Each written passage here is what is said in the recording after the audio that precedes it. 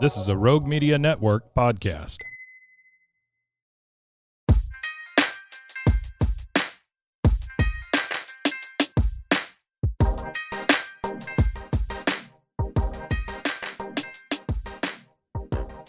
Hey, y'all. This is an exciting episode. You guys, it is my 100th episode.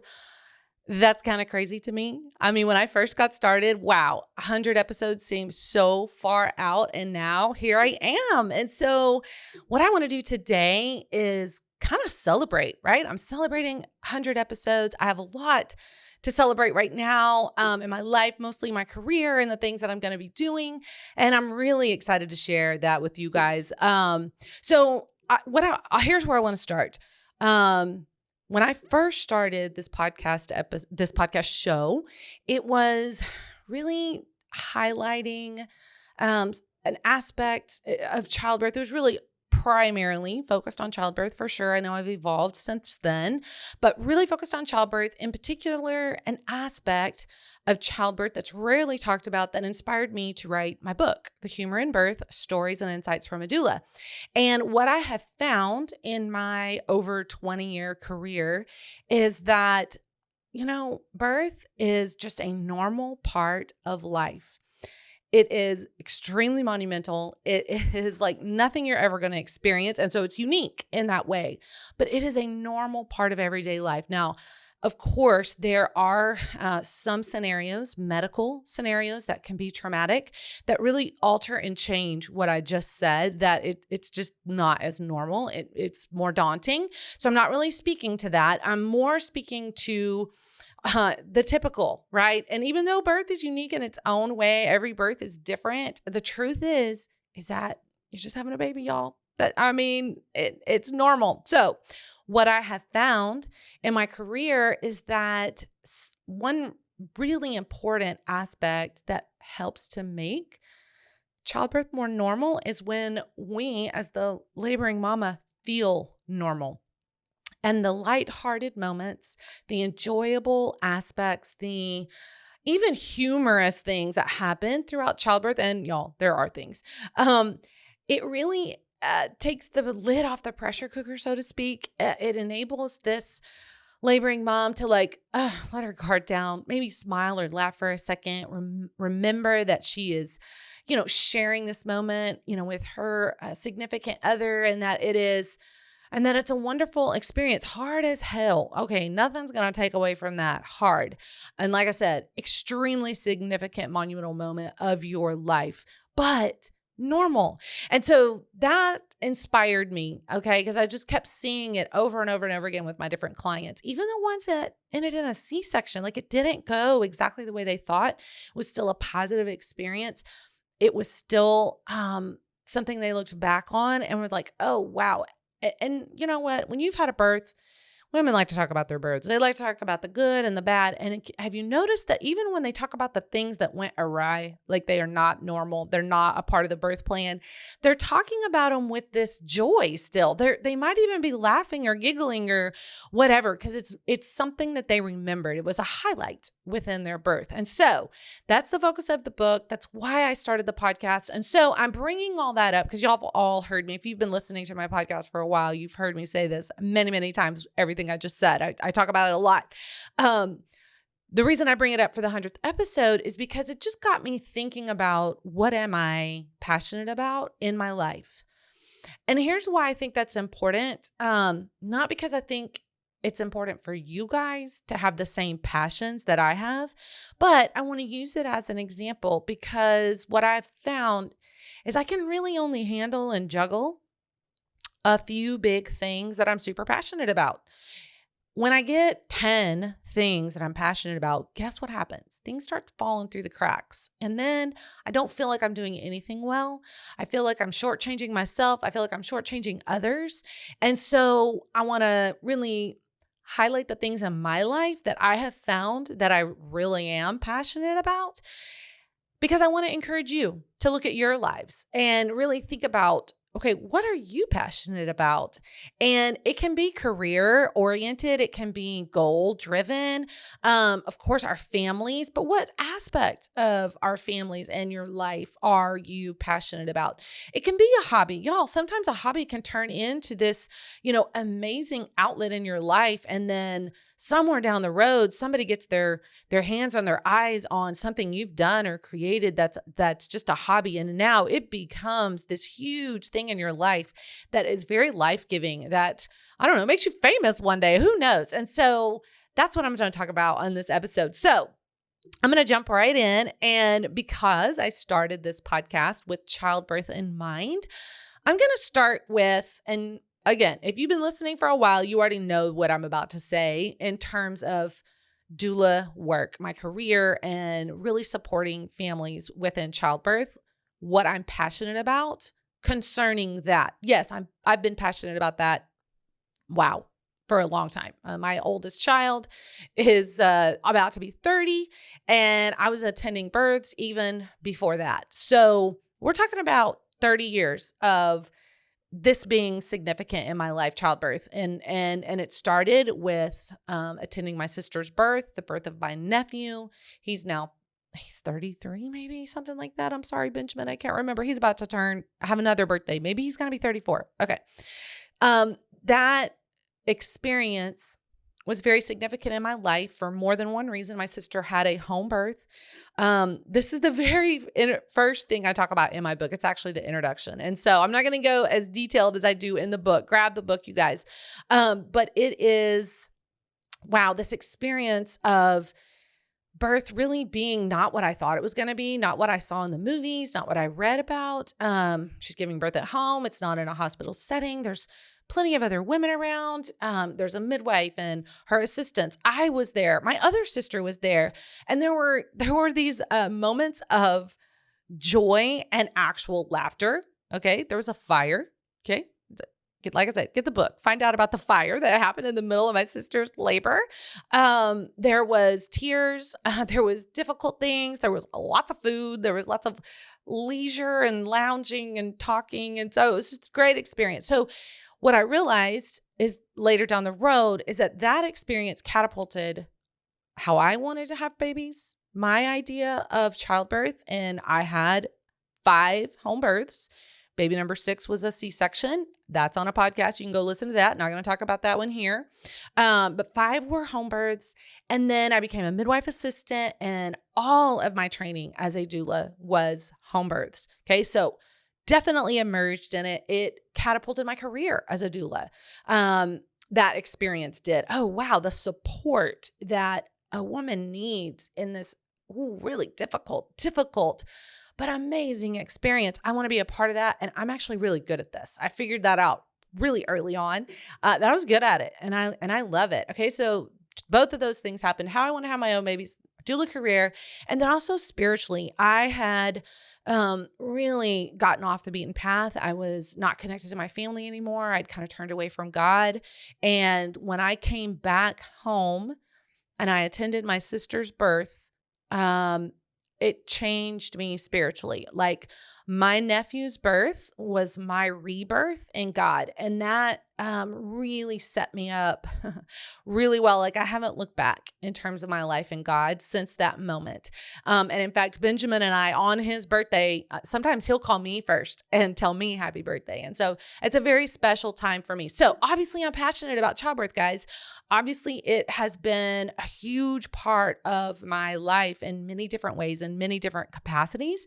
And I would say, at this point in my life, what I'm the most passionate about when it comes to childbirth is that there is no right way to give birth.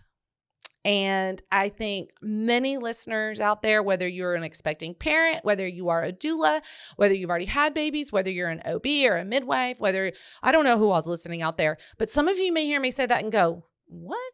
No. There's a right way to have a baby, and if you don't have your baby that way, that means something went wrong. And I'm going to challenge you on that. It doesn't mean something went wrong. It just didn't go the way we thought it was going to go. Maybe there was an intervention. No, maybe it didn't follow the birth plan to the letter of the law. And y'all, I had really great births, 5 really great births. Okay. But that 6th one as an emergency C-section at 27 weeks really taught me a lot. It really did. Is that what I would have wanted for me or my baby? No. Do I wish it had gone different? Yeah. But it is a huge, significant part of who I am today. What makes me tick, why the things that are important to me are important to me, how to get through something that is very trying and painful. And I really struggled. But then I found hope and I found faith and I found so many great things, positive things that transpired during that experience that I would not have known about if I had not gone through that experience. Okay. So I'm not just somebody talking, saying, oh, all birth is positive, right? And it's okay. It doesn't matter how it goes, because you can say that. And if you didn't have an experience that was challenging, well, it doesn't really matter that you say that you can give birth anyway, right? Or if you only had perfect births where everything went exactly the way that you went, yeah, I don't know that I really want to hear from you either. If you're going to say, it doesn't really matter how you give birth, right? Okay, so I'm someone that is speaking to this from both sides, from both angles, both sides of the coin, that you can have a positive birth experience no matter how you give birth, no matter what shifted or changed. It's all about our mental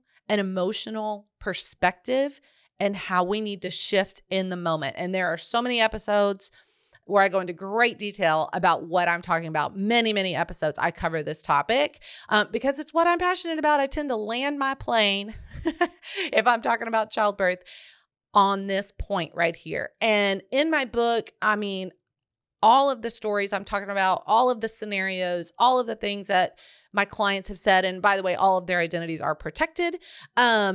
You'll hear it. You'll see it. You're going to read about it. I've supported women in all kinds of births. I've supported families no matter what the situation, and it can be positive, okay? It can be good. In fact, I think the last couple of episodes that I just released, some birth stories, and one in particular, my great friend Genesis, I was at all 4 of her births. She is an absolute rock star, but she is very vulnerable and very candid at how hard it was, but it was still good. Okay. And she's not lying. It was hard. It was the hardest thing she's ever done. She didn't necessarily enjoy it, but it was good. Okay. So that is what I am really passionate about when it comes to giving birth and when it comes to supporting people. And in the coming episodes, I'm actually going to dive a little bit deeper into the different topics that I'm covering today. And I'm just kind of giving you guys a little snippet, little overview of the things I'm passionate about. I'll talk a little bit in depth about each one, but I'm going to take a deep dive into each one of them in the coming weeks so that you guys really get the full scope of why I'm passionate about what I'm passionate about and why I'm going to spend time there and why do I keep bringing this topic up.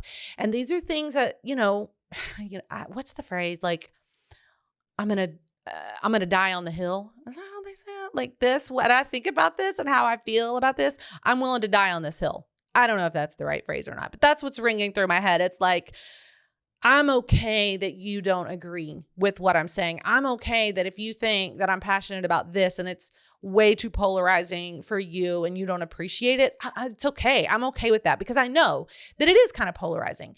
Listen, if you're going to be passionate about something, can I just say it needs to be worth being passionate about? Don't be generic about the things you're passionate about. I mean, like I said a minute ago, and I'll just go ahead and talk about it. My family.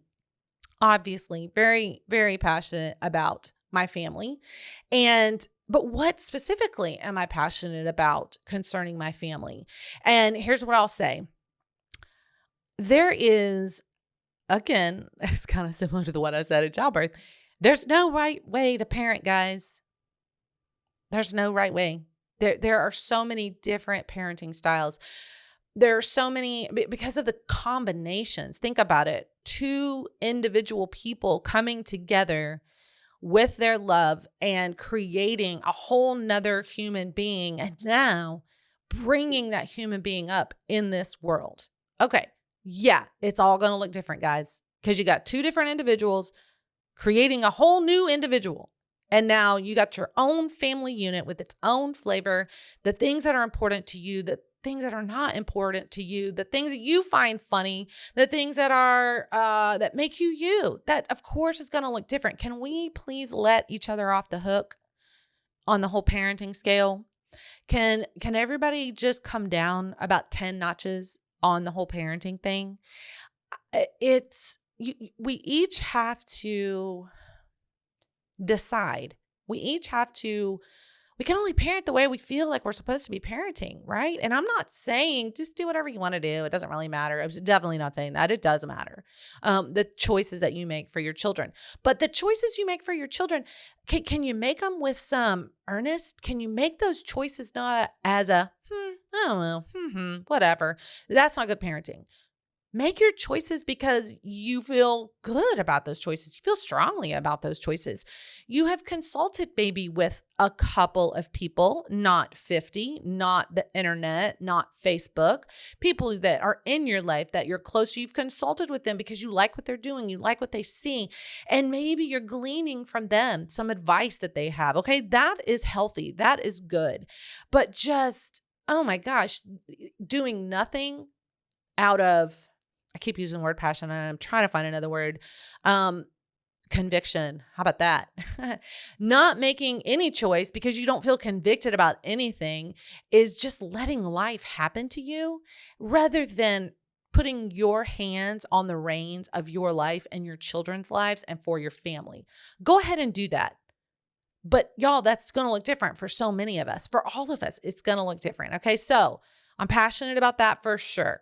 And I talk a lot about that in the postpartum processing sessions that I do with my clients, or with even people that are not my clients that need more processing. That's one of the first things I say. Listen, there's a lot of unsolicited advice out there.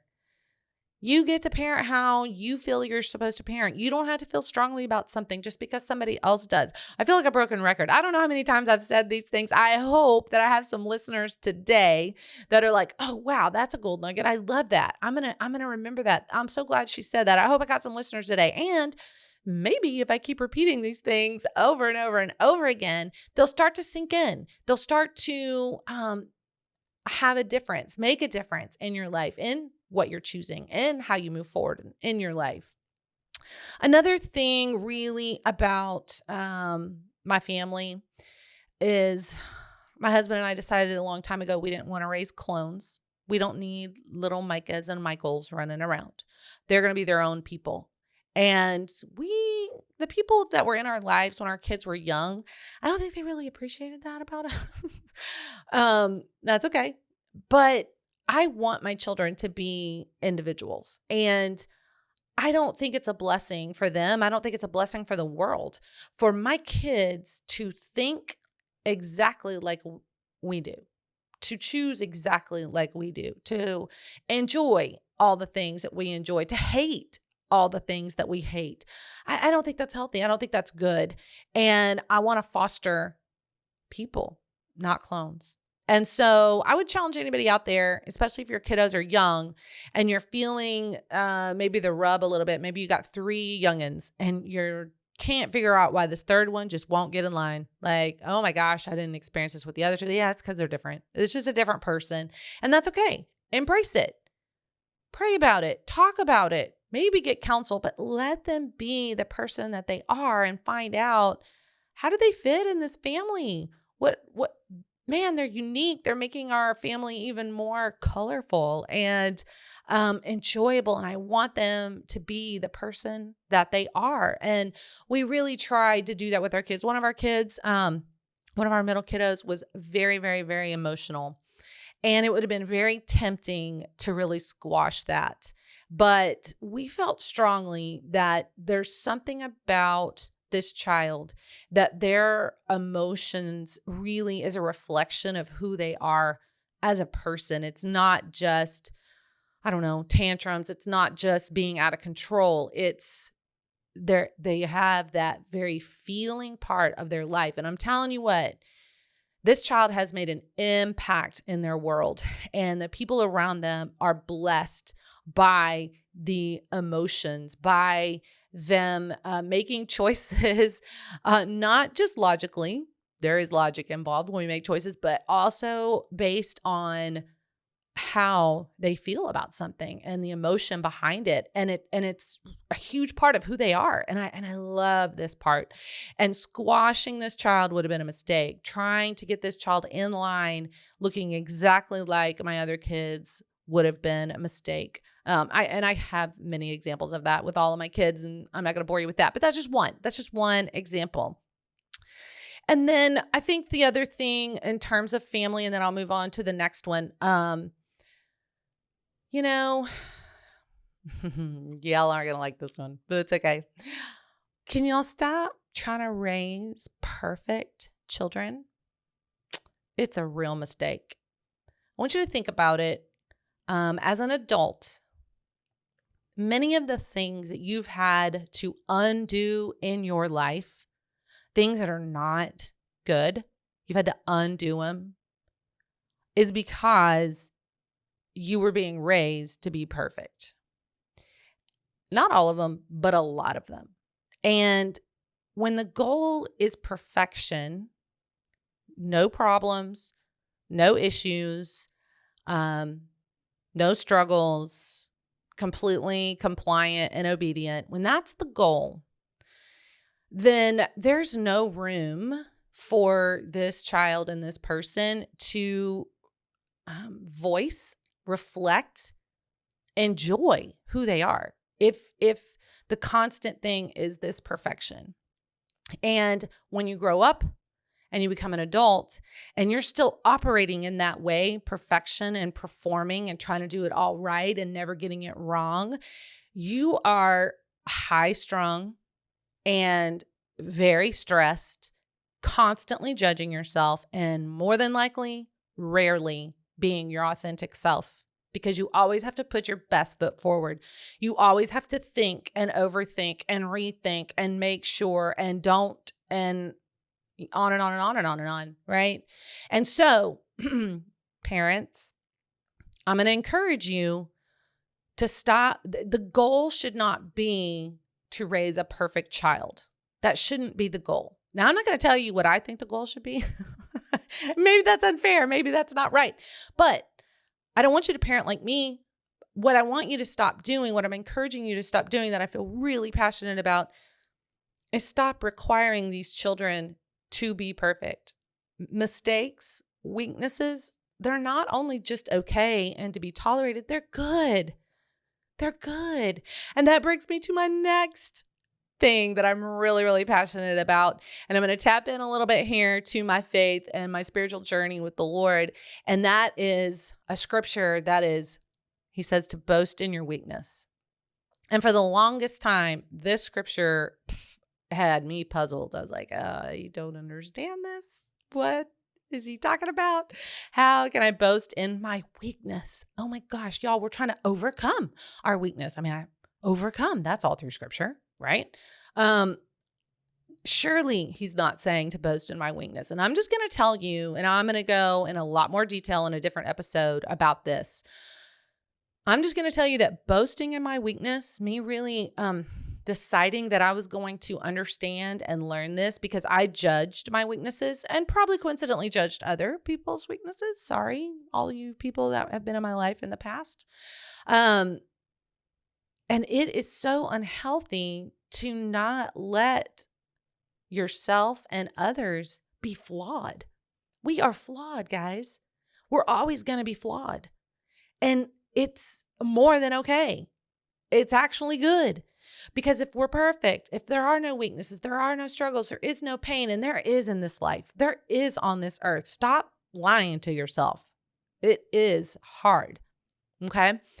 But if you're pretending that no, you got it all together and that it's all good, or if something is not good and there is a struggle, or you do see weakness, and now all of a sudden your attention and focus is on making that thing right, making that thing better, making that thing perfect, you're going to miss everything else around you.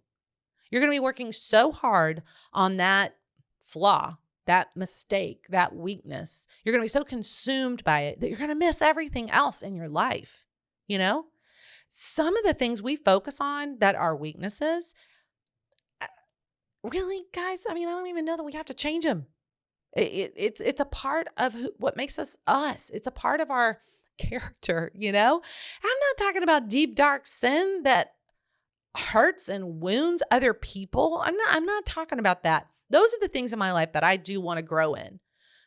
The issues that I feel actually hinder others, hurt others, and maybe even hurt myself, right? Those are the things I want to grow in. But again, I still don't think that my focus should be, I need to change.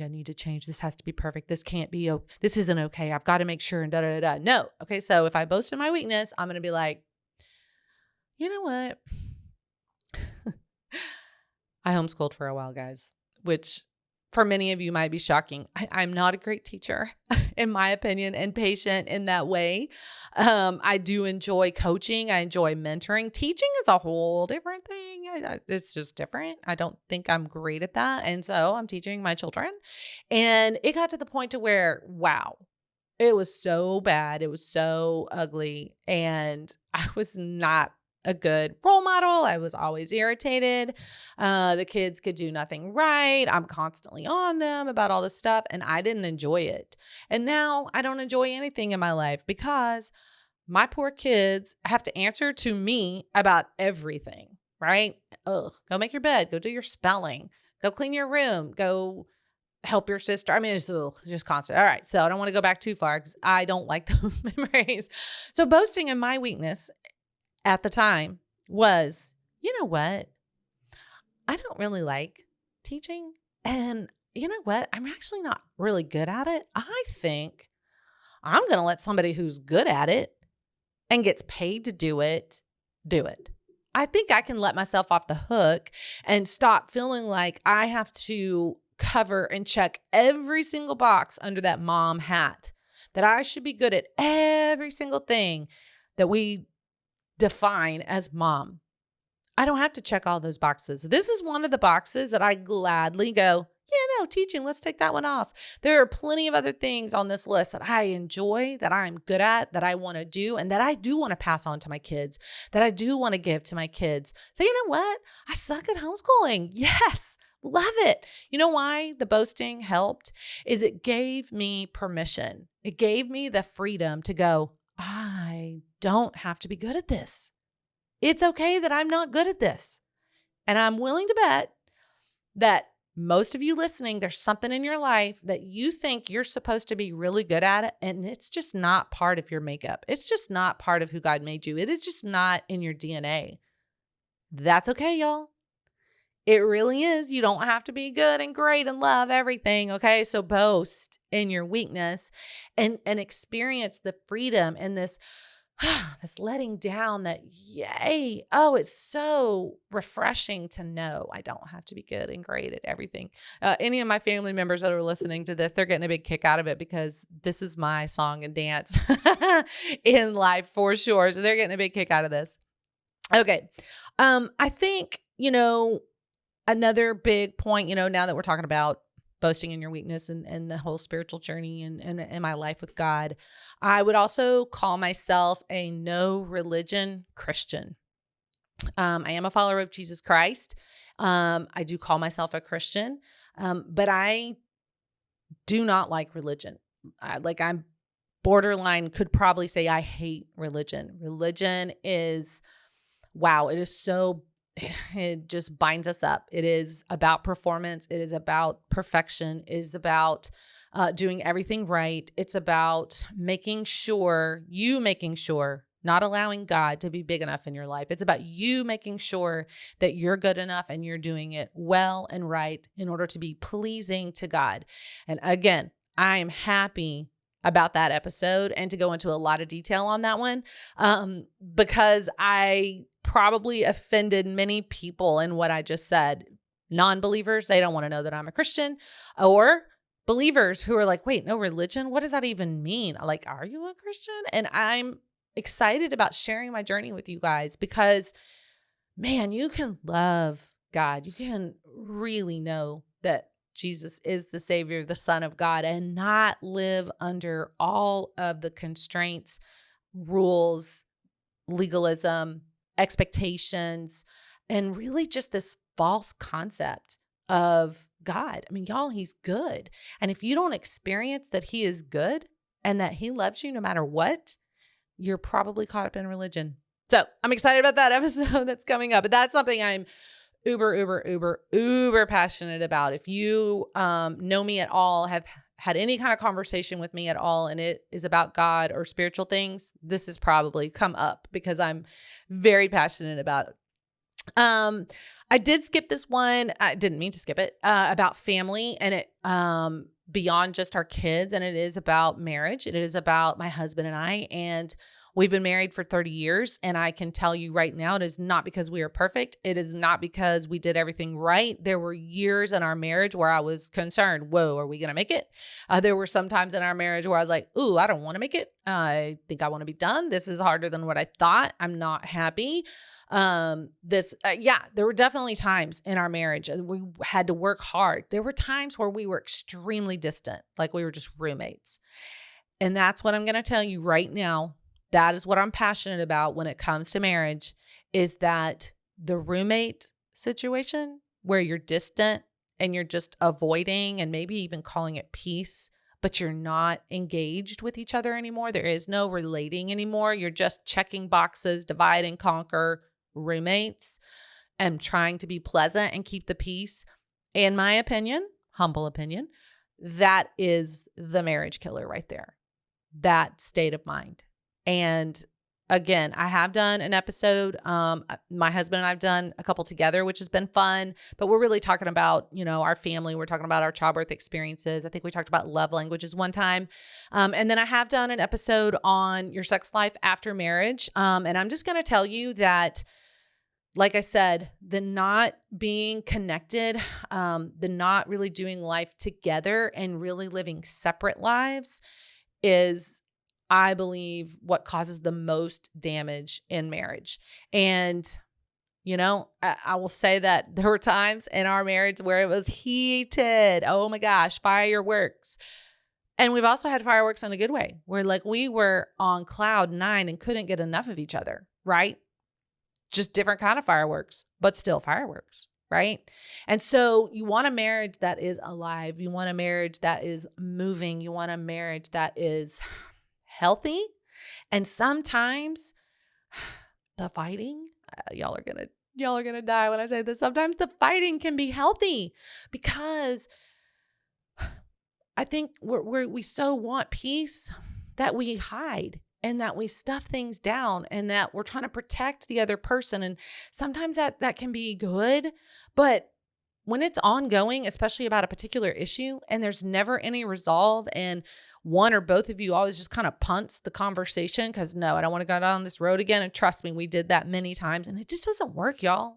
It just doesn't work. That issue is going to keep coming up and keep coming up. So sometimes the hashing it out, sometimes the being brutally honest is what will save your marriage.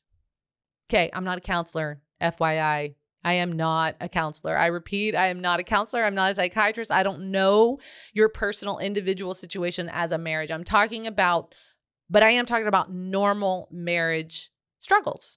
I'm not talking about deep, dark wounds and secrets that need to be dealt with by a professional, right? I'm talking about the normal, everyday marriage stuff that we've all encountered.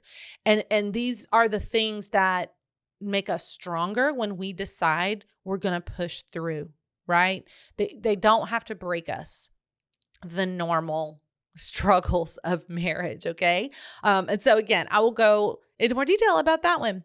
I think I will kind of finish up this conversation, what I am passionate about, the celebration of my 100th episode, celebration of my life and what I deem to be important enough for me to think about, important enough for me to spend time on, important enough for me to talk about, important enough for me to give it my heart and my all and my mind. And again, that's why I'm bringing it up. I want you guys to do the same. I think that it's important. I think it's good because you can't have 20 of them. I promise you can't have 20 of them. I think the last one I'll say is, and it is an overall theme in my life. It probably touches all of these things. And what I wrote down here on my notes is, damn it, just be honest. Like, I think that's going to be my new motto. It's always been my motto, but I think I'm going to verbalize it a lot more. My kids can tell you I hate lies. Oh my gosh. You want to piss me off? Lie to me. You want to ruin a relationship? Lie to me. Can't stand it. Can't stand lies. In fact, we would have rules in the house. If they did XYZ, they knew there was a consequence coming, but they also knew that if they tried to cover it up and lie about it, oh, double trouble. Or if they came to me and told me that they did it, no consequence, because I so honored and rewarded the honesty. Y'all, I just don't know if we're honest enough. And I'm going to pick on Christians for a second, because I know that sounds crazy, but I think we're tempted to not be honest about what's really going on, and honest with ourselves, even honest with God, because we think there's something wrong with how we think or how we feel or how we're acting. And so we don't want to look at it. And when you don't want to look at something, it means you are not prepared to deal with it. And so what we do is we hide. We lie to ourselves. Of course, we lie to others, and we're just not being honest. And I'm just telling you, living a life that is honest, genuine, real, it is a much less stressful life. I have so much more peace. I am way happier. And I don't need to hit people over the head with my honest opinion about how they look. Yeah, that's not what I'm talking about. That's just being rude. I'm not talking about being rude, y'all. I'm talking about being honest and authentic in your life. For sure, before the Lord, for sure, with the people that you're close to. And being honest with yourself. You're going to be kind of amazed that when you're actually honest about what you really think about things, and maybe you need to say it out loud to yourself so you can actually hear it, because we can hide. Oh, I just hit the microphone. Sorry if that was really loud, y'all. I think sometimes if we don't look at it, if we're not honest with ourselves, we kind of think it doesn't exist.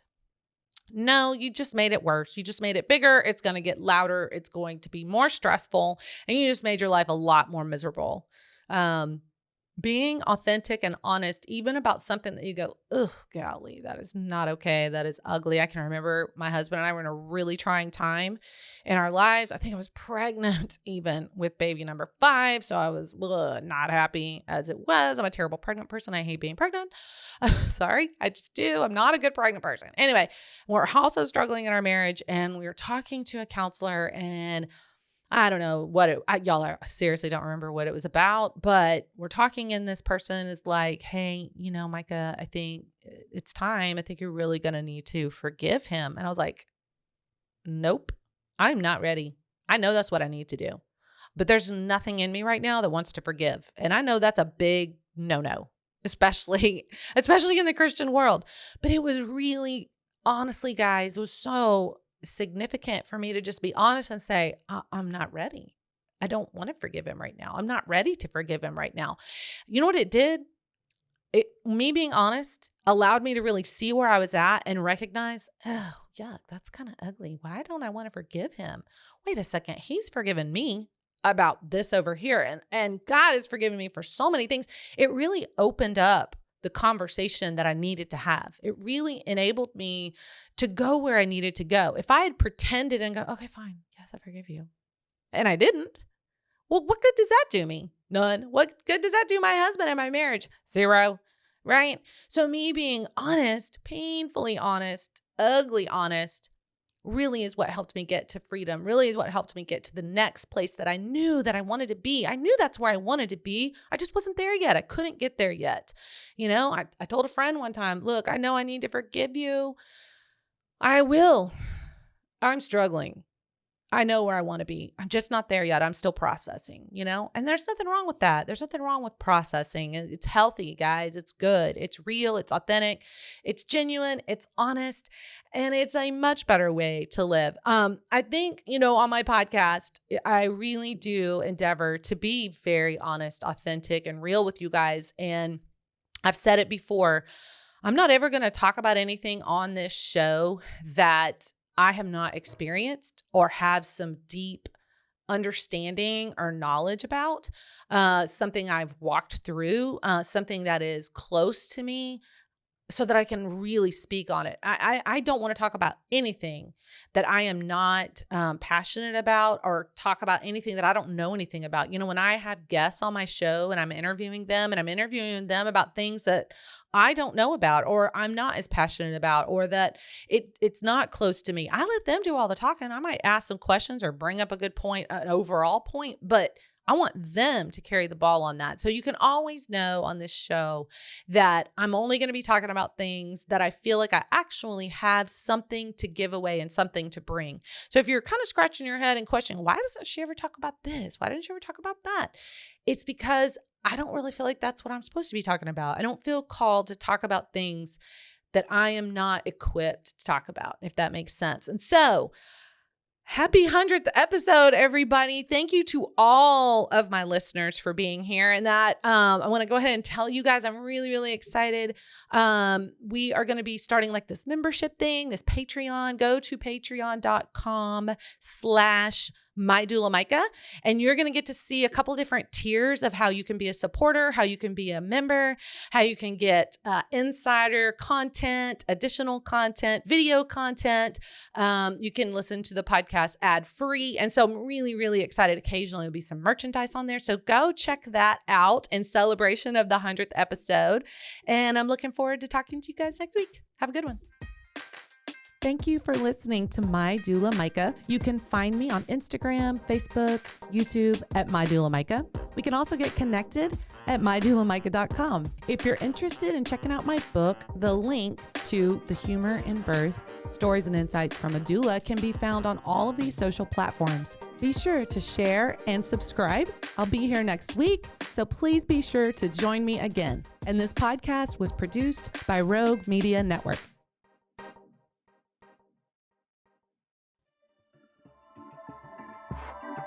This has been a Rogue Media Network production.